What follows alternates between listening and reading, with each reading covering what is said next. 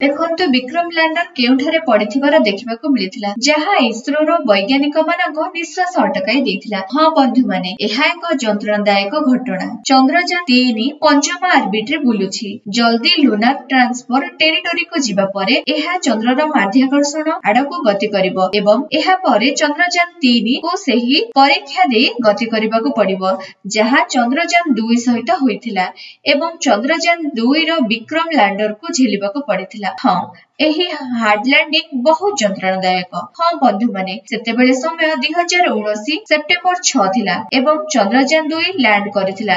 ठीक सेही बळी चंद्रयान 3 लैंड करिवो पाखापाखी 17 अगस्त 2023 रे।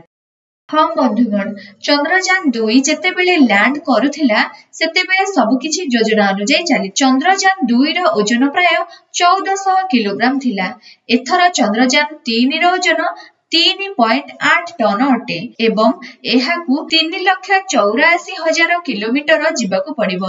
एथर चंद्रयान 3 बहुत बड़ अछि। चंद्रयान 2 योजना अनुसार सब किछि ठीक चलीथिला। एहा परे केवल 5 किलोमीटर दूर बाकी थिला जहा वैज्ञानिक मानक हृदय स्पंदन को बढ़ाई देथिला। शेष 15 मिनिट चालुथिला जहा केशवन सर्वदा कहती 15 मिनिट आर टेरर। जेतेबेले जेकोनोसी जान ऑर्बिट समाप्त करी धीरे धीरे भूपृष्ठ आड़क एक सॉफ्ट अवतरण करने चेष्टा करे से धीरे धीरे तल को ओह्लाइबाकू चेष्टा करे केवल सेतेबेले ही अधिकांश असुविधा सामना को आसे।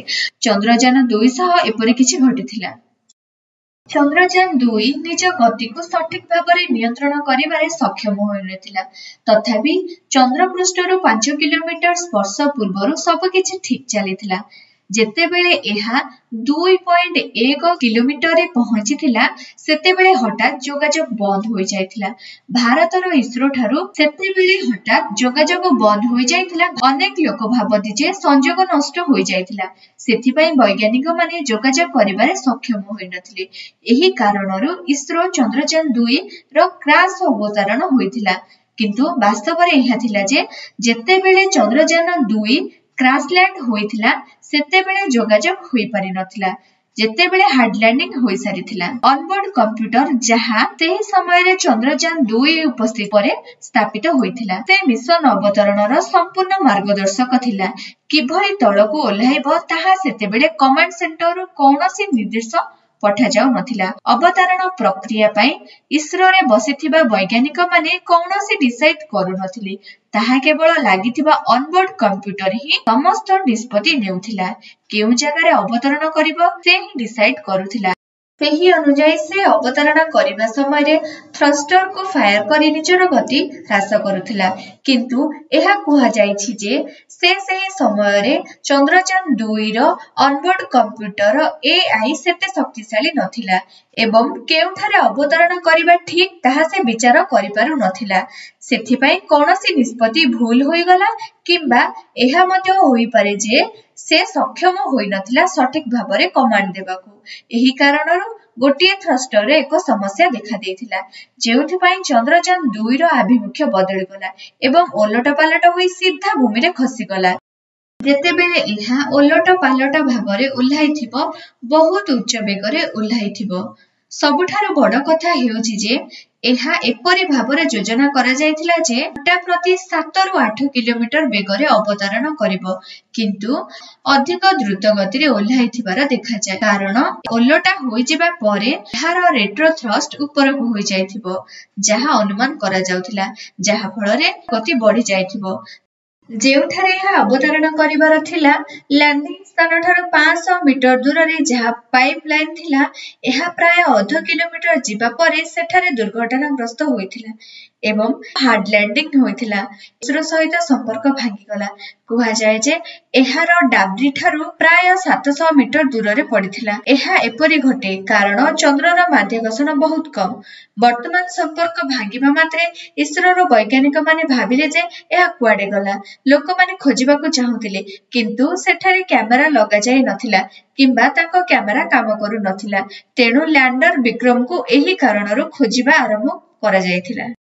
कुहा जाउछि जे इसरोर ऑर्बिट जहा 100% आज मध्य काम करुछि। चंद्रयान 2 एक अत्यंत जटिल मिशन एवं इसरो दल जानिथिला जे प्रथम थर पई ଅବଦାନ କରିବାକୁ ଚେଷ୍ଟା କରୁଛି। ସଫ୍ଟ ଲ୍ୟାଣ୍ଡିଂ ଏକ ସମସ୍ୟା ହୋଇପାରେ, ସେଥିପାଇଁ ସେମାନେ ଯାହା ବି ଫିଟ୍ କରିଥିଲେ ଅଧିକ ଆର୍ବିଟ୍ରେ ଲଗାଇଥିଲେ ଏବଂ ଲ୍ୟାଣ୍ଡର ପ୍ରଜ୍ଞାନ ରୋଭରରେ କମ୍ ଫିଟ୍ କରିଥିଲେ, ଯେଉଁଥିପାଇଁ ଯଦି ସେମାନଙ୍କର ନରମ ଅବତରଣ କରାନଯାଏ ତେବେ ଏହି ମିଶନ ସମ୍ପୂର୍ଣ୍ଣ ବିଫଳ ହେବ। 5% ଗ୍ୟାଜେଟ୍ ଆର୍ବିଟ୍ରେ ଫିଟ୍ ହୋଇଥିଲା ଏବଂ ଯାହା ଆଜି ପରୀକ୍ଷଣ କରିବା ସମୟରେ ସାହାଯ୍ୟ ମିଳିଥାଏ। ଅର୍ବିଟ୍ ଗୋଲ ଗୋଲ ହୋଇ ଚନ୍ଦ୍ରର କକ୍ଷପଥରେ ବୁଲିବାକୁ ଲାଗିଲା ଏବଂ ବୁଲି ବୁଲି ସେହି ଜାଗା ଚିହ୍ନଟ କରିଥିଲା ଯାହା ବିକ୍ରମ ଲ୍ୟାଣ୍ଡର ଥିବାର ସନ୍ଦେହ କରାଯାଉଥିଲା। ଯେଉଁଠାରେ ହାର୍ଡ ଲ୍ୟାଣ୍ଡିଂ କରାଯାଇଥିଲା ତାପରେ ଥର୍ମାଲ ଇମେଜିଂ କାରଣରୁ ବୈଜ୍ଞାନିକମାନେ ଜାଣିବାକୁ ପାଇଲେ ଯେ ବିକ୍ରମ ଲ୍ୟାଣ୍ଡର ଏଠାରେ ହିଁ ପଡ଼ିଛି ଏବଂ ଇସ୍ରୋ ସେହି ସ୍ଥାନକୁ ଚିହ୍ନଟ କରିଥିଲା ଯେ ବିକ୍ରମ ଲ୍ୟାଣ୍ଡର ଏଠାରେ ହିଁ ପଡ଼ିଥିଲା, କିନ୍ତୁ ଏହା ଜାଣିବାକୁ ବହୁତ ସମୟ ଲାଗିଥିଲା। ଯୋଗାଯୋଗ ସ୍ଥାପନ ପାଇଁ ପ୍ରୟାସ କ୍ରମାଗତ ଭାବରେ ଇସ୍ରୋ ପକ୍ଷରୁ ଚାଲିଥିଲା। ଦେଖନ୍ତୁ, ସେଠାରେ ଡାଇରେକ୍ଟ କ୍ୟାମେରା କିଛି ଲାଗିନଥିଲା, ସେଥିପାଇଁ ଇସ୍ରୋର ସେହି ଟେକ୍ନୋଲୋଜି ନଥିଲା। ଯେପର୍ଯ୍ୟନ୍ତ ଏହା ଆର୍ବିଟ୍ର ସେହି ଅଞ୍ଚଳରେ ନ ପହଞ୍ଚି ସେ ପର୍ଯ୍ୟନ୍ତ ସେ ପ୍ରତିଛବି ପଠାଇ ପାରୁନଥିଲା। ଏହା ପୂର୍ବରୁ ଆମେରିକାର ନାସା ଦ୍ୱାରା ପଠାଯାଇଥିବା LRO ଚନ୍ଦ୍ର ଚାରିପଟରେ ବୁଲୁଥିଲା ଏବଂ ସେ 3 କିମ୍ବା 4 ଥର ଫଟୋ ପଠାଇଥିଲା। ଏହାପରେ ଜଣେ ଇଞ୍ଜିନିୟର ଯିଏ ଭାରତର ବାଙ୍ଗାଲୋର ପାଖାପାଖି ରହୁଥିଲେ ଚନ୍ଦ୍ରାୟନ ଅବତରଣ ପୂର୍ବରୁ ଓ ଚନ୍ଦ୍ରାୟନ ଅବତରଣ କରିବା ପରେ ଉଠାଇଥିବା ଫଟୋଗୁଡ଼ିକ ମଧ୍ୟରେ ପାର୍ଥକ୍ୟ କ'ଣ ଯାଞ୍ଚ କରିଥିଲେ। ସେ ପାର୍ଥକ୍ୟକୁ ଲକ୍ଷ୍ୟ କଲେ ଏବଂ ଏହାପରେ ସେ ଏହି ସୂଚନା ସେୟାର କଲେ। ଉଭୟ ନାସା ଏବଂ ଇସ୍ରୋକୁ କହିଥିଲେ ଯେ ଚନ୍ଦ୍ରାୟନ-2 ପଡ଼ିଥିବା ସ୍ଥାନ ହୋଇପାରେ। ସେଠାରେ 2x2 କିଲୋମିଟର ଏକ ଜାଗା ଥିଲା ଯେଉଁଠାରେ ଇସ୍ରୋ ଏକ ନରମ ଅବତରଣ ଯୋଜନା ପ୍ରସ୍ତୁତି କରିଥିଲା ଏବଂ ସେହି ସ୍ଥାନର 2x2 କିଲୋମିଟର ପରିସର ମଧ୍ୟରେ ଚନ୍ଦ୍ରାୟନ ପରି ବିକ୍ରମ ଲ୍ୟାଣ୍ଡର ବୋଧହୁଏ ଲ୍ୟାଣ୍ଡ କରାଯାଇଥିଲା ଏବଂ ନାସା ମଧ୍ୟ ତାଙ୍କୁ ଶ୍ରେୟ ଦେଇଥିଲା।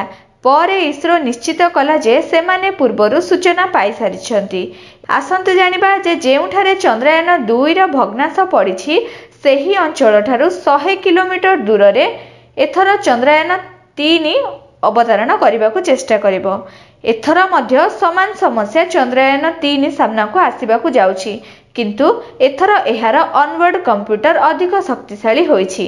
ଚନ୍ଦ୍ରଯାନ-3ରେ ଲଗାଯାଇଥିବା ଗୋଡ଼ ଏତେ ଶକ୍ତିଶାଳୀ ହୋଇଛି ଯେ ତାହା 18 କିଲୋମିଟର ନୁହେଁ ବରଂ ଘଣ୍ଟା ପ୍ରତି 20ରୁ 22 କିଲୋମିଟର ବେଗକୁ ସହ୍ୟ କରିପାରିବ। ରିଅଲ ଫୋର୍ସ ଧାତୁଗୁଡ଼ିକ ତାହାଠାରୁ ଅଧିକ ଷ୍ଟ୍ରଙ୍ଗ ଭାବରେ ତିଆରି ହୋଇଛି। ଲ୍ୟାଣ୍ଡିଂ ସାଇଟ୍ର ପ୍ରକୃତ ସମୟ ଟ୍ରାକିଂ ଏବଂ ଏହାର ପରିଚୟ ତଥା ସେଠାରେ ଅବତରଣ କରିବାକୁ ଦିଆଯାଉଥିବା ପ୍ରଣାଳୀ ଏହାର ଅନବୋର୍ଡ କମ୍ପ୍ୟୁଟର ମେସିନ୍ ଲର୍ଣ୍ଣିଂ ମାଧ୍ୟମରେ ଯଥେଷ୍ଟ ସକ୍ଷମ। ସେହି ନିର୍ଦ୍ଦିଷ୍ଟ କ୍ଷେତ୍ରକୁ ଡିମାର୍କେଟ କରିବା ଯାହା ସର୍ବୋତ୍ତମ ଉପଯୁକ୍ତ ହେବ। ଚନ୍ଦ୍ରାୟନ ଭଲ ଅଛି। ଏଥର ବିକ୍ରମ ଲ୍ୟାଣ୍ଡର ସମସ୍ତ ଭାର ବଡ଼, କିନ୍ତୁ ଆଶା କରାଯାଉଛି ଯେ ଏହି ମିଶନ ସମାପ୍ତ ହେବା ପରେ ଏଥର 100% ସଫଳତାର ସହ ଫେରିବ। ଆପଣମାନେ କ'ଣ ଭାବନ୍ତି? ଚନ୍ଦ୍ରାୟନ-3ର ବିକ୍ରମ ଲ୍ୟାଣ୍ଡର 100% ଆରାମରେ ସଫ୍ଟ ଲ୍ୟାଣ୍ଡିଂରେ ସକ୍ଷମ ହୋଇପାରିବ କି? ଚନ୍ଦ୍ରଯାନ-2 ସହିତ ଘଟିଥିବା ଘଟଣା ଚନ୍ଦ୍ରଯାନ-3 ସହିତ ଘଟିବ କି? ତୁମର ଚିନ୍ତାଧାରା କ'ଣ? କେଉଁ ସମସ୍ୟାଗୁଡ଼ିକ ଆପଣ ଆସିପାରନ୍ତି ବୋଲି ଭାବୁଛନ୍ତି? ନିମ୍ନରେ ଥିବା କମେଣ୍ଟ ବକ୍ସରେ ଲେଖି ଜଣାନ୍ତୁ। ଏହି ଭିଡ଼ିଓ ଶେଷ ପର୍ଯ୍ୟନ୍ତ ରହିଥିବାରୁ ମୋର ସମସ୍ତଙ୍କୁ ହୃଦୟର ଅନ୍ତରରୁ ବହୁତ ବହୁତ ଧନ୍ୟବାଦ।